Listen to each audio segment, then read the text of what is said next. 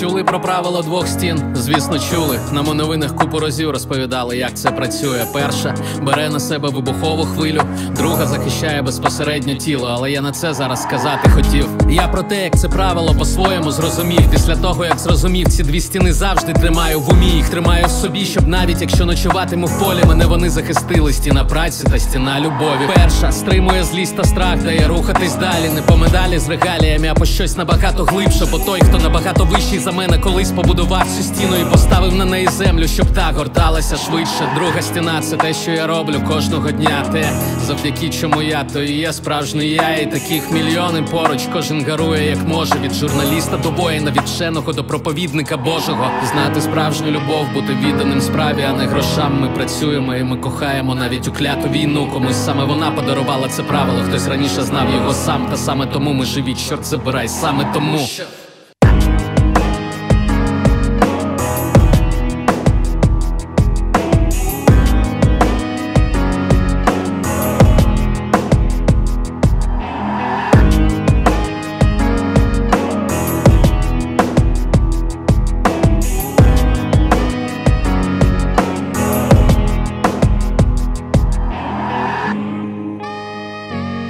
Саша, що я знаю? Ти майстер з виготовлення ножів. Ти почав це робити, коли зрозумів, що хочеш робити свою справу сам. До цього ти працював в магазині, де продавались ножі. До цього в спортивному магазині, де був відділ цих ножів. До цього ти цікавився саме ножами. До цього в дитинстві батько подарував тобі ніж, ти колись про нього згадував, що ти почав цікавитись цим ще тоді. Чому у випуск, де тема любов та праця як дві стіни, які захищають Україну, ми покликали тебе? Тому що, з одного боку, ти нічого видатного, начебто, не зробив. Ти не хотів, як то кажуть, працювати на дядю і хотів займатися тим, що ти любиш, і почав це робити. З іншого боку, це наче проста логіка, це логічне рішення людини. Але для багатьох людей, на жаль, сьогодні ця логіка чомусь не працює. Давай подумаємо, як на твою думку, чому? Чому люди не обирають займатися справою, яку люблять? Чому люди працюють на роботах, які ненавидять? Чого не вистачає людям, щоб зробити такий вчинок, як зробив ти? По-перше, це доволі непросто, тому що тоді, коли ти починаєш якийсь умовно бізнес, хоч я б насправді на початках навіть не назвав це бізнесом, тоді, коли ти хобійно займаєшся там, наприклад, виготовленням ножів чи пошиттям якихось речей, чи будь-яким таким малим стартапом, то часто тобі доводиться бути почесним президентом, прибиральником, грузчиком, бухгалтером і всім на світі. Відповідно, ти маєш виконувати купу функцій, всі вони потребують якогось часу. Відповідно, це доволі складно. Чому люди обирають ходити на роботу, як кажуть, на дядю? Тому що для людини створені умови. Людина приходить там, наприклад, в комфортний офіс або там на своє інше місце праці і просто робить свою роботу там з 10 до 18, там з перервою на обід, перекур тощо. І отримує за це зарплатню, от і все. Це набагато простіший шлях. Давай спробуємо розібратись, як було у тебе, коли ось ця думка, що я не хочу працювати на когось, я хочу робити щось сам, коли вона в тебе виникла? Це був якийсь момент, чи ти виношував це, думав, вагався і так далі, якщо це ти пам'ятаєш це? Скоріше, вона не виникла в певний якийсь момент. Остаточно вона укорінилася в момент тоді, коли я працював в Африці на кар'єрі, охороняв золотодобувний кар'єр. І тоді я подумав про те, що все, досить. Коли я повернусь, я тоді реально ризикну, наприклад, ті гроші, які я заробив там, пущу на виробництво ножів, на обладнання, матеріали і так далі, і так далі. Зрештою, я так і зробив. І перший час було складно, тому що не було попиту, тому що не було достатньо скілів для того, щоб ніж був достатньо класним для того, щоб люди його справді хотіли купити. Але, мабуть, за рахунок того, що те, що я робив, те, що я крафтив, тоді воно, мабуть, трішки відрізнялося від того, що робили українські майстри.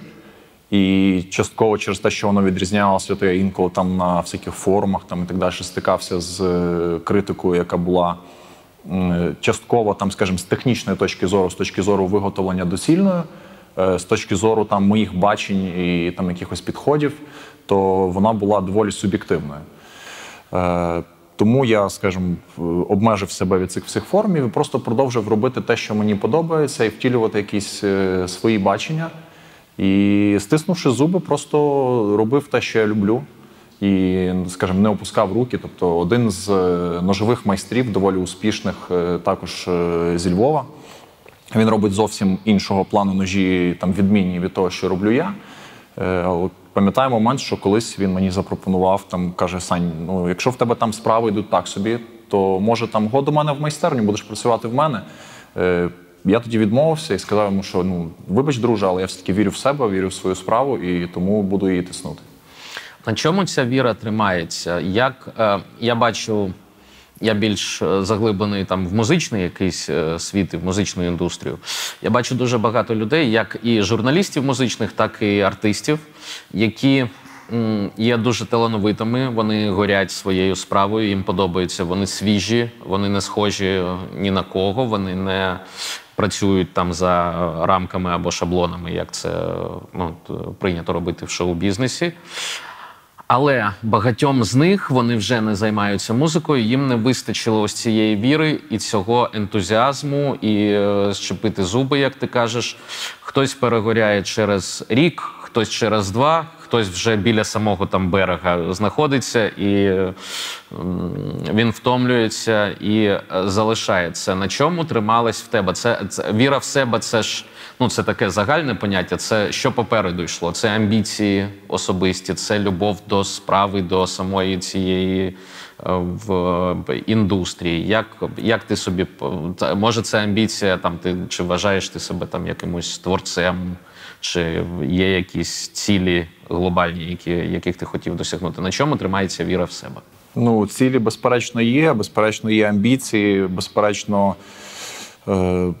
є там певні мрії, але першочергово це все трималося на любові до справи і на тому, що я був натхненний, скажімо, деякими майстрами, деякими їх роботами. І не те, що я там хотів створити щось подібне, не те, що я хотів копіювати, але бачиш, ти можеш бути натхненним, роблячи ножі, і ти можеш бути натхненним годинниками, одягом, купою різних інших речей. І мені здається, що власне за рахунок цього і мої ножі таким чином спрацювали. Тому що це комплекс, це не... Дивись, я стараюся не варитися, і першочергово я не варився виключно в ножовому середовищі. Тобто мені цікаво спілкуватися там з митцями, там, з абсолютно різними людьми. І відповідно там ті колаби, які я, допустимо, там зараз роблю, там запланований колаб там з Death Metal Band, потім з там одним відомим YouTube-каналом, потім там ще з однією конторою. І всі ці 3, скажімо, організації, типу, вони абсолютно не дотичні одна до одної, і вони абсолютно з різних взагалі гілок, сфер діяльності і так далі. І в цьому, власне, полягає вся краса, тому що це певний обмін досвідом, певний обмін інформацією з абсолютно різними джерелами. І таким чином можна, скажімо, викристалізувати щось, викарбувати щось нове, там, свіже, цікаве, по крайній мірі, для мене.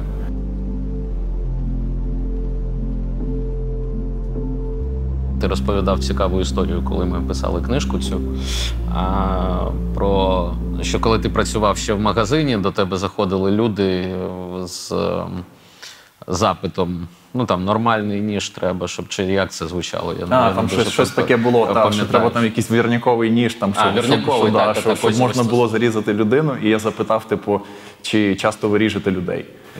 Що тобі відповідали зазвичай? Ну, це ж не одноразова історія. Ну так це було кілька разів таке, але в цілому, то в основному, що людина може таке сказати? Просто, пауза, і тоді я пропонував просто вибрати якийсь нормальний, адекватний ніж, щоб ним можна було там нарізати канапку, якусь, знову ж таки, і зробити якусь більш побутову, таку приземлену роботу. А щодо, до речі, ножів для військових і переформатування моєї роботи, то безперечно, зараз я роблю менше ножів для цивільних.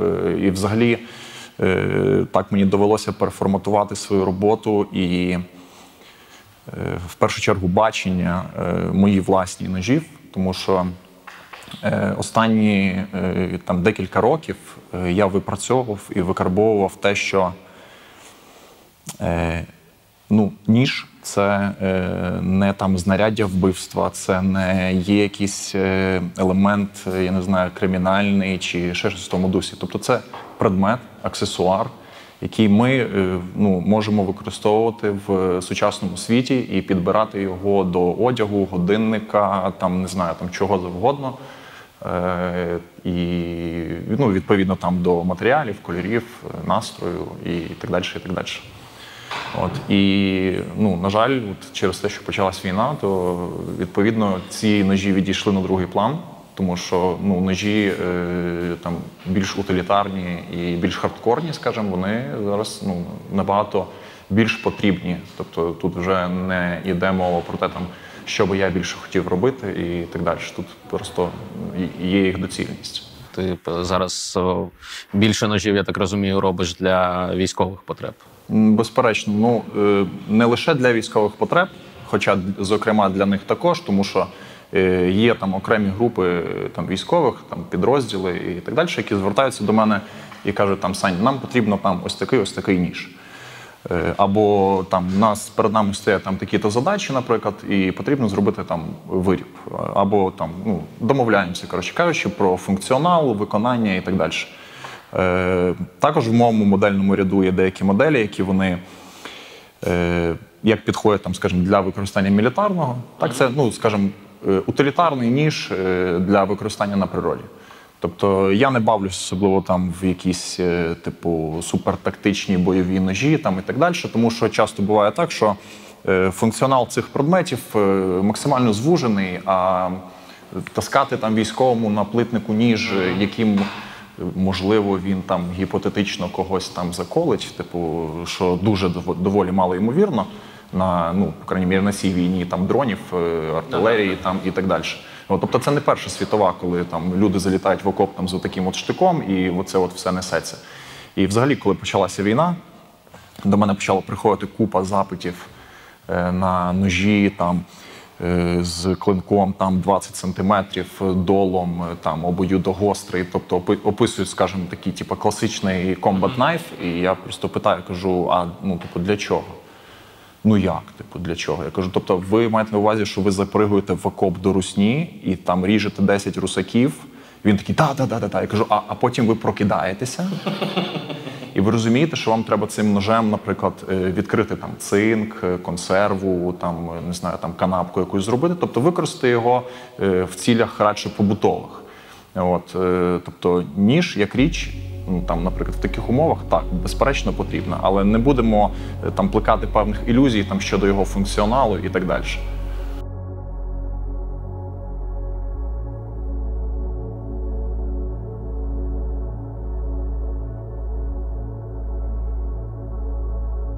Коли ти починаєш свій бізнес робити, особливо крафтовий в нашій країні, ти стикаєшся з купою якихось перепонів чи проблем. Від юридичних до ментальних, від налогових до якихось предметних, які стосуються безпосередньо ніші твоєї, з якоїсь внутрянки. Чи були моменти, коли в тебе опускались руки і були сумніви, що треба закінчити цим займатися? Чи не було такого взагалі? Бували, звичайно, такі моменти. А вже ж бували, тоді, особливо коли я починав, і, Я просто там не вивалював по грошам, тому що типу, я не міг там нормально, скажімо, прогодувати себе, там відкласти якихось пару гривень на щось, там, на якісь там подорожі, навіть там на покращення моєї майстерні, на обладнання, матеріали і так далі, і так далі. Звичайно, такі моменти бували, але є натхнення, є талант, є там віра і так далі. Це класно, це допомагає. Але це, знаєш, це як бонуси. Воно ж все, ну, основа всього, чим би ти не займався, чи ти займаєшся музикою, чи там, не знаю, будь-яким ремеслом, це робота. Ти маєш працювати, ти маєш, якщо ти зайшов там вступив, там не той шлях обрав, чи ти в якомусь тупіку, то, відповідно, тобі потрібно зупинитися, видихнути, проаналізувати, що ти не так робиш. Через це часто якраз люди і горять, що вони роблять, там, вони вибрали якийсь шлях, і ніби в шорах несуться по ньому, і чим далі вони по ньому несуться, тим потім далі складніше повертатися. Тому час від часу потрібно зупинятися, видихати, думати про те, чи вірний ти шлях обрав, чи ти правильно все робиш і так далі. І в чому перевага отаких, скажімо, там, малих майстерень і так далі, перед, наприклад, великими масштабними виробництвами, що ну, змінити свій курс набагато простіше. Ти пластичний, ти не прив'язаний ні до чого. Тому що коли там умовно в тебе там мале якесь кастом ательє ножів, як у мене зараз там маленька майстерня, то я зараз роблю так, там, допустимо, от зараз після інтерв'ю я прийду в майстерню і там скажу своєму помічнику: Орест, робимо зараз там таку штуку, типу, це відкладемо, те, що ми робили, а зараз давай попробуємо зробити ось це. Можливо, це буде щось нове, класне, і воно там сподобається людям, буде мати попит там, і так далі. Якщо ми, умовно кажучи, там маємо великий завод, ну, на якому працює купа людей, працівників, то ми вже граємо просто по умовам ринку, і ми не можемо собі дозволити такого. Ну, і є ж, це налагоджена система, яку дуже довго відповідно для того, мабуть, щоб дорого змінювати. Так.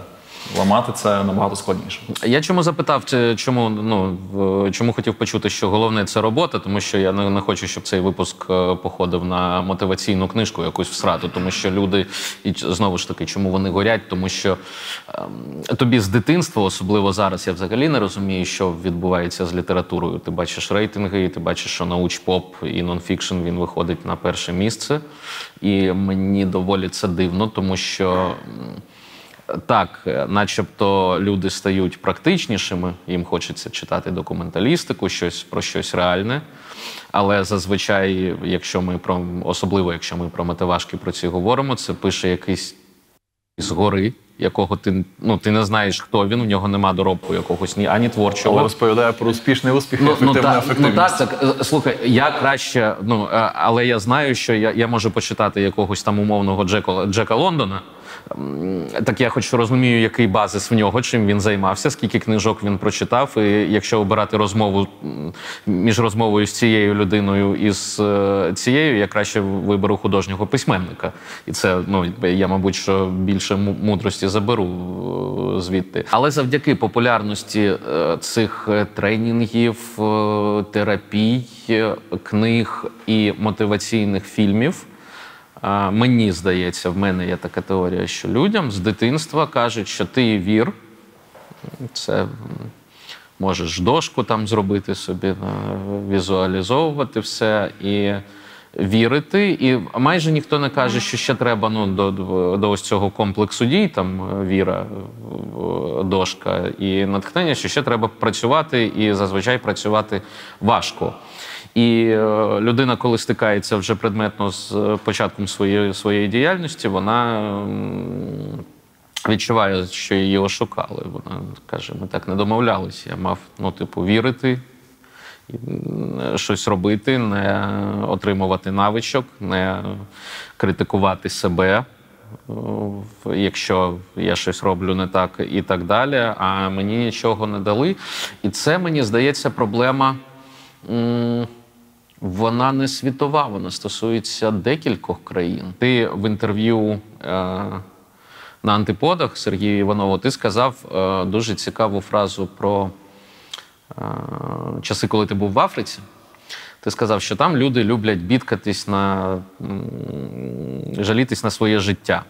І ти сказав, навіть ще більше, ніж українці. Тобто, це навіть, воно ж передбачає те, що українці люблять жалітись також. Як ти думаєш, з чим це пов'язано? І чи це, мене це скурвлює дуже, дуже. І, давай на цьому питанні зараз.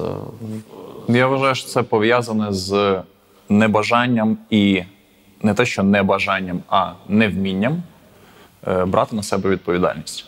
Оскільки людина, яка здатна, вміє і готова брати на себе відповідальність, вона не буде звинувачувати когось у своїх бідах і попросту бідкатись отак, в повітря, просто кудись у всесвіт видавати оці хвилі.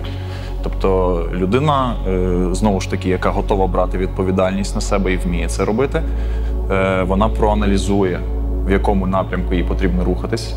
І якщо у неї станеться якась невдача, вона не буде звинувачувати в цьому, колишню, чи президента, чи ще когось. Ні. Збереться, подумає, що треба зробити для того, щоб покращити це становище, і, відповідно, буде до цього рухатися.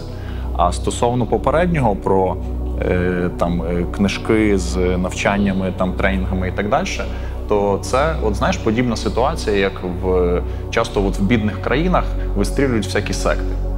Оце щось подібне. Купи мою книжку, ти навчишся, станеш багатим, за місяць, чи стати за рік мільйонером, умовно кажучи. Да? Чи потрібно це відкидати, ці книжки? Ні, хоч читай, окей.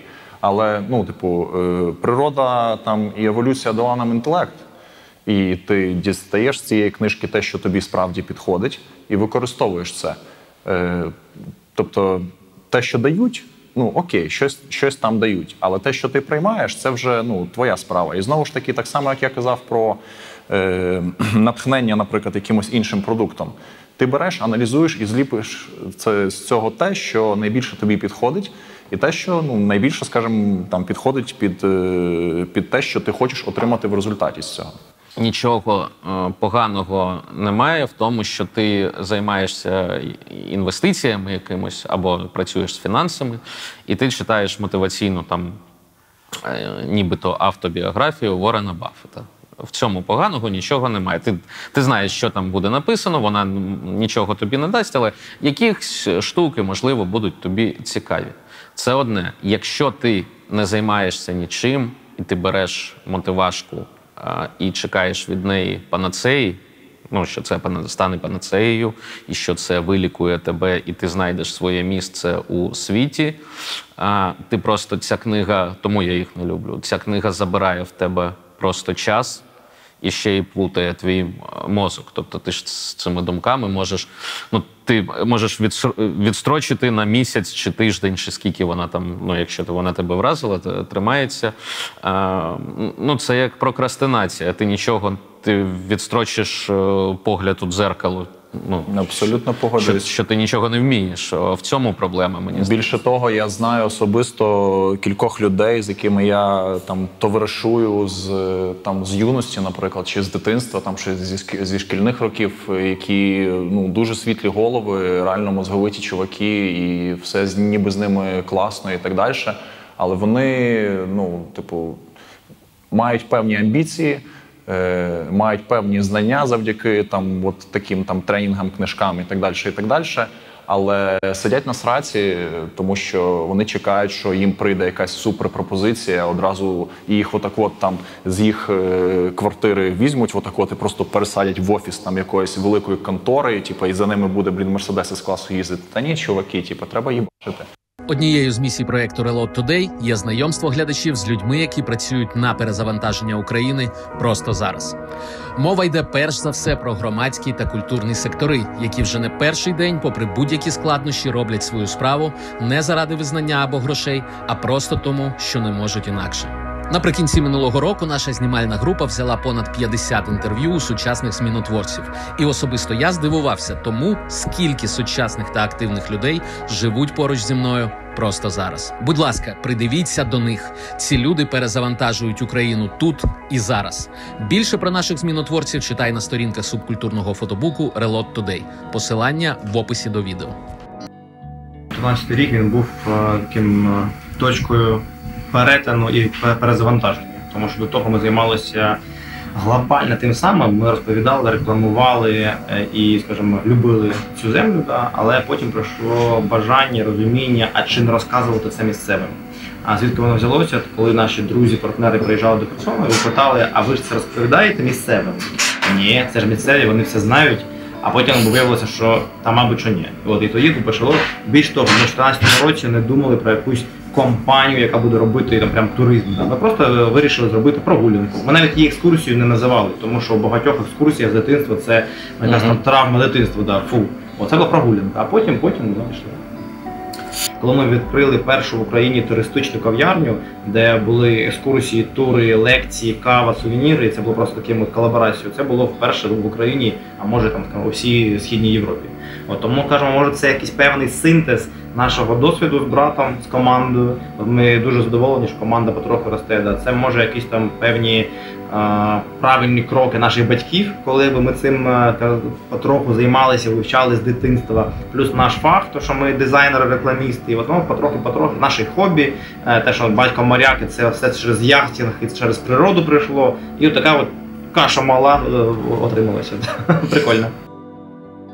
В 2015 году, после того, как освободили наш город из-под оккупации, Славянск стал свободным, и люди ощутили эту свободу. У нас и создалась, по примеру Вильной хаты, платформа инициатив «Теплиця» в городе Славянске. Объединились активисты. У всех была одна идея – создать место, где можно собираться и не говорить о войне. У каждого были свои разные возможности, разные ресурсы. Мы их объединили, и благодаря этому у нас, в принципе, и начал развиваться город в плане активизма.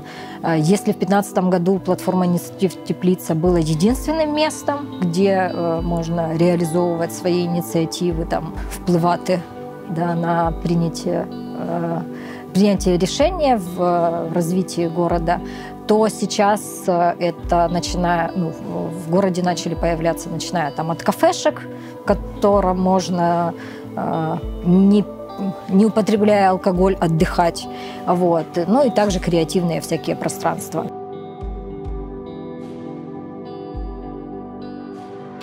Мені здається, що Київ не захопили за 3 дні, як там казали, саме тому, що підірвалась куча народу і почала їбашити, хто що може робити. І саме через працю, не через зброю, не тільки через працю військових, не тільки через політиків, через якийсь вектор розвитку бойових дій. Саме через працю Україна протрималася і Україна переможе. Мені здається так. Але ця праця, вона повинна визначатись. Ти ж повинен до неї довго йти, розуміти. Я хочу це, бачити ціль, принаймні ким ти хочеш бути, або етапи ці. Мені дуже боляче дивитись на людей, як ти казав, зі світлими головами, які не знають, що вони роблять взагалі в цьому світі. Чому це так? Я думаю, в першу чергу це так через... Бачиш, у нас такий перехідний момент, коли наші батьки, не говорю конкретно наприклад, про наших батьків, але покоління наших батьків і людей старше, вони звикли до того, що ти в школі відівчився, пішов кудись ще далі вчитися, або пішов в армію, або ще щось, потім тули працювати, і працюй все життя, з 10 до 18 і так далі. Тобто робота, коли ти ходиш, щось фоткаєш, це не робота.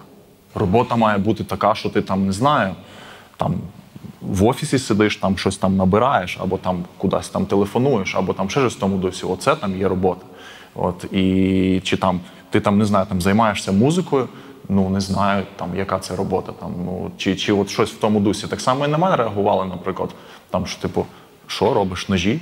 Серйозно, типу, ну, типу, Нащо? та йди назад в магазин, продавай там, чи от якісь такі от речі. Тобто оце от нерозуміння і соціальний тиск зі сторони, от він часто одразу рубає там на корні, на самих початках бажання займатися чимось своїм і реалізовувати себе в чомусь. Друге, ну, напевно, це вже якісь особисті причини, тому що якщо у людини, наприклад, не вийде, то вона знову ж таки зіткнеться з тиском там, зі сторони там, сім'ї, можливо, там, ще когось, і там людині будуть казати, що о, ти там лузер, ти там пробував, тебе не вийшло, ти там дурне якоюсь займаєшся, йди там, не знаю, там, на базар продавай, чи там їдь там, на заробітки, от, там, хоч грошей заробиш собі, там тачку з Польщі переженеш, і от такі от абсолютно оці донні мірила, такі дуже споживацькі, типу, от вони, на жаль, мені здається, що вони якраз є тим якорем, який ну, тримає от молодих людей від того, щоб визначитись, чим вони можуть займатися. Знову ж таки, прив'язка до, як би сказати, старих стандартів професій. От, допустимо, там, якщо ти там юрист, значить все, типа, ти будеш багатим адвокатом і будеш ходити в костюмі там з годинником Cartier на руці золотим. І в суді захищати, да, так, і в як суді в кіно. будеш, Там. да, там, да, оце от, типу, красиві оце от процеси проводити. Ну, типу, якісь оці от речі, типу, ці кліше, вони досі дуже вкорінені, і вони чомусь вважаються якимось еталонними там, і так далі. Хоч насправді так не є. Людина може займатися ну, абсолютно чим завгодно. Звичайно, що це вже залежить від ну, самого винуватця цієї всієї ситуації, типу, що треба зрозуміти, чим би ти хотів займатися і так далі. Але ну, треба пробувати. Зрештою, ну, якщо ти пробуєш щось нове і вчишся чомусь новому, і здобуваєш якісь скіли, потім від того гірше не буде, якщо ці скіли, звичайно, якісь адекватні. Тобто те, що я, допустимо, колись працював там в юності там, тим самим продавцем в магазині, там, в спортінвентарі, ну окей, добре, я розбираюся в великах, сноубордах, лижах там, і так далі. Там, розбираюсь там, в ножах, не знаю, там, ще в чомусь розбираюсь, і пішло-поїхало. Чи ці знання я використовую щодня? Ні. Чи вони зайві? Точно ні.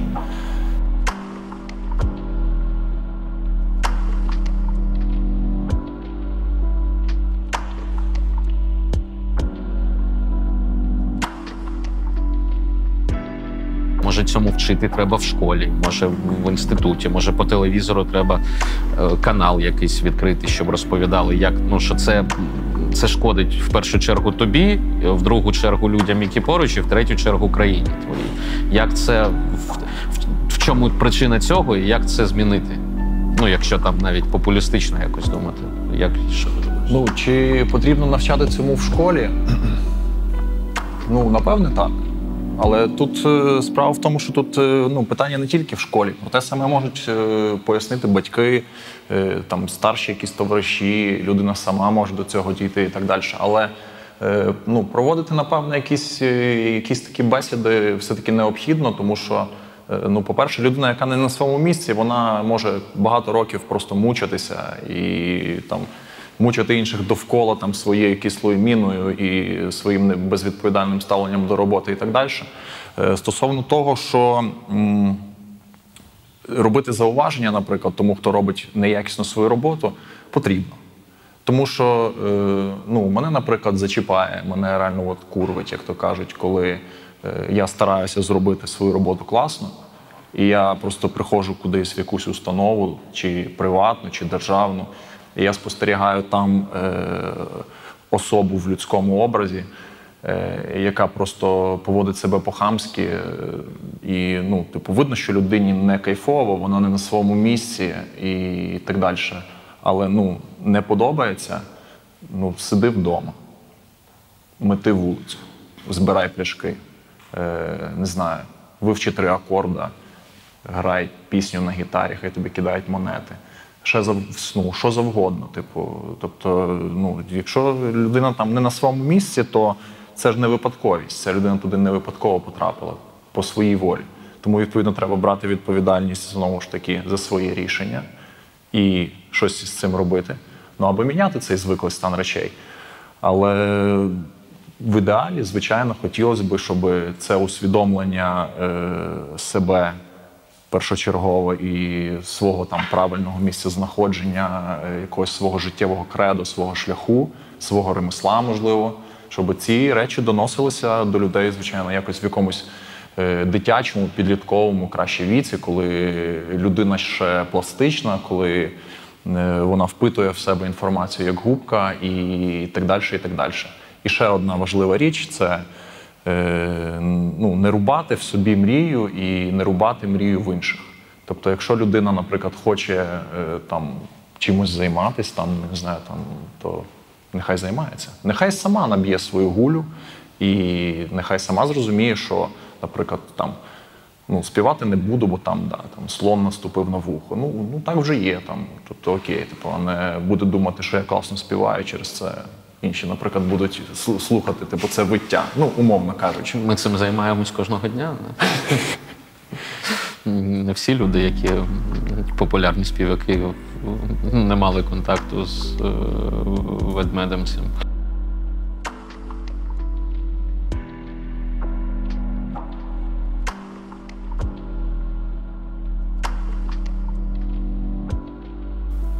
Лінь і ось це ставлення, яке ми вже обговорили з тобою.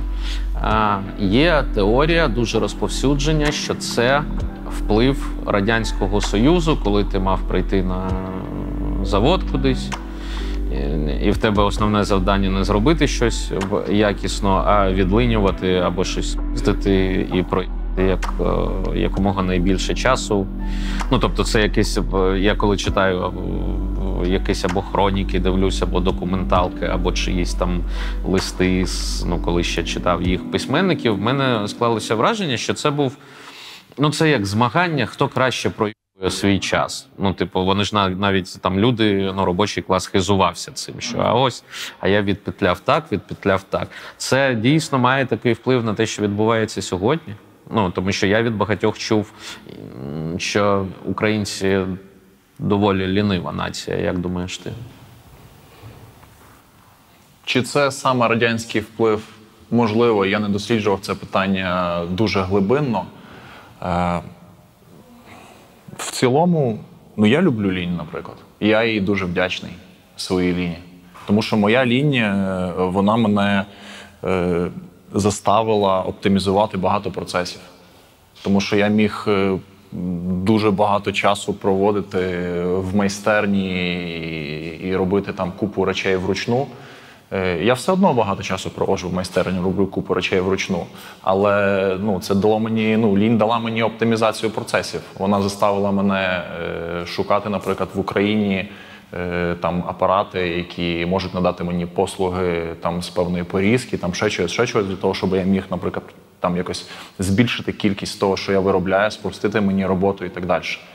І навіть бували моменти, що мені деякі люди казали, що ой, це не true, ти там використовуєш там якісь там апарати, наприклад, це не true. Але, чувак, ти використовуєш мобільний телефон, ти, наприклад, користуєшся коли там станком в своїй майстерні, він ж електричний. Ти true, а чому тоді я не true? Такого плану, знаєш. І відповідно, лінь – це прекрасно.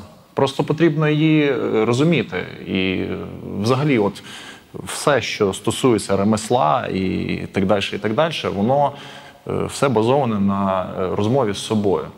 На тому, щоб ти десь трошечки приземлився, зупинився, я не знаю, там, кому що для цього потрібно, які обставини там, і так далі, і так далі.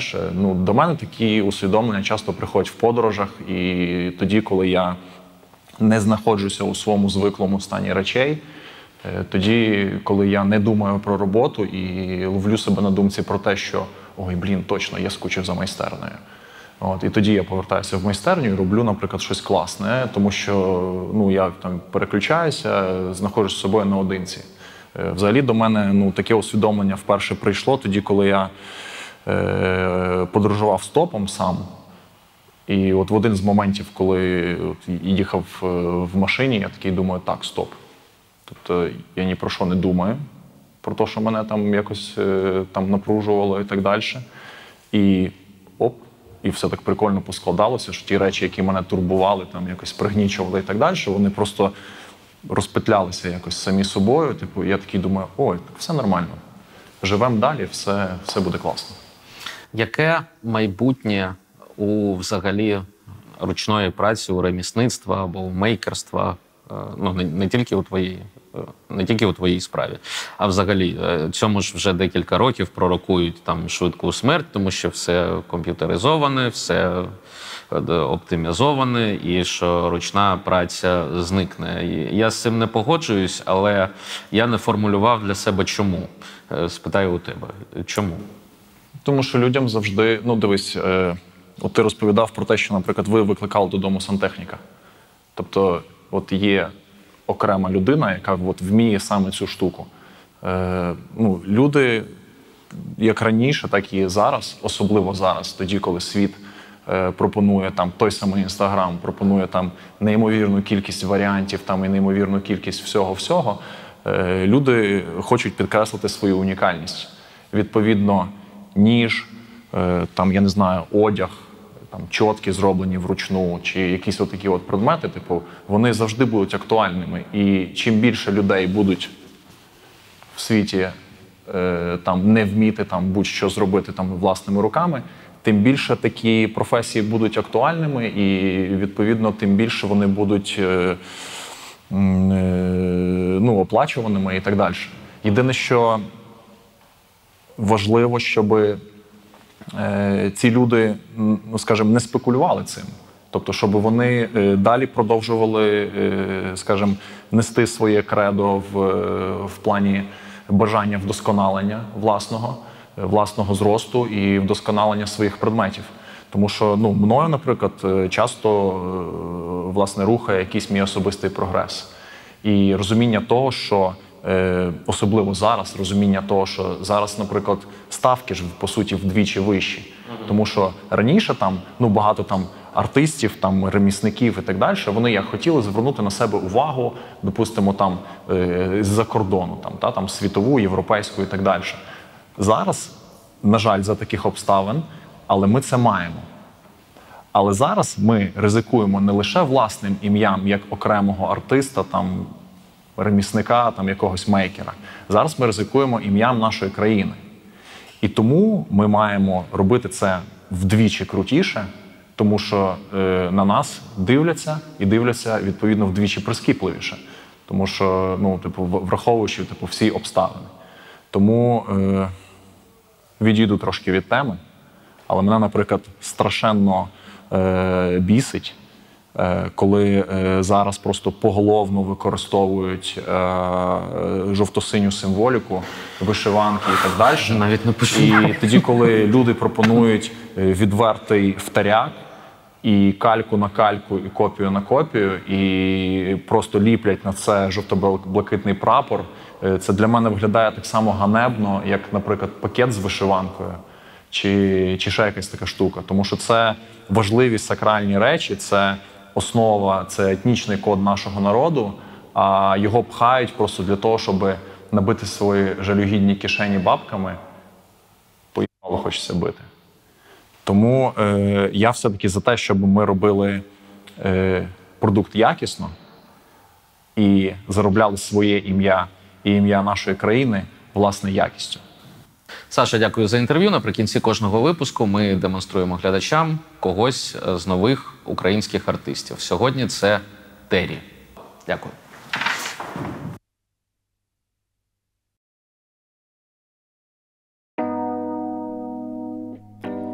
Душа моя на дні, проблеми в голові. Забудь наші дні і я. Що це означає? Так же ж не буває. Я давно вже втратив все.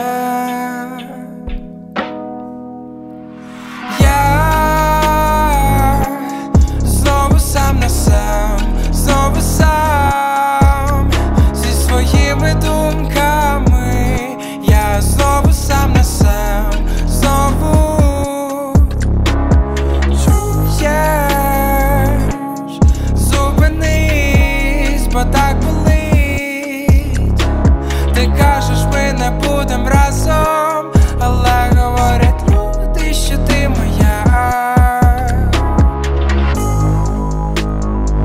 забери своїх примарів. Я знаю точно, моя любов немов ліхтар, на який забила остаточно. І я немов би серед хмар, літаю штучно. Ти покличеш і я там, тобі так зручно.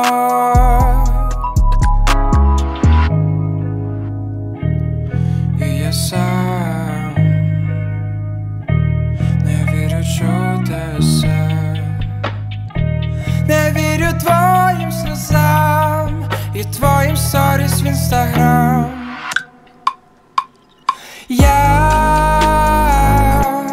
знову сам на сам, знову сам зі своїми думками. Я знову сам на сам, знову. Чуєш? Зупинись, бо так болить. Ти кажеш, ми не будем разом, але говорять люди, що ти моя. Я знову сам на сам, знову сам на сам, знову сам на сам.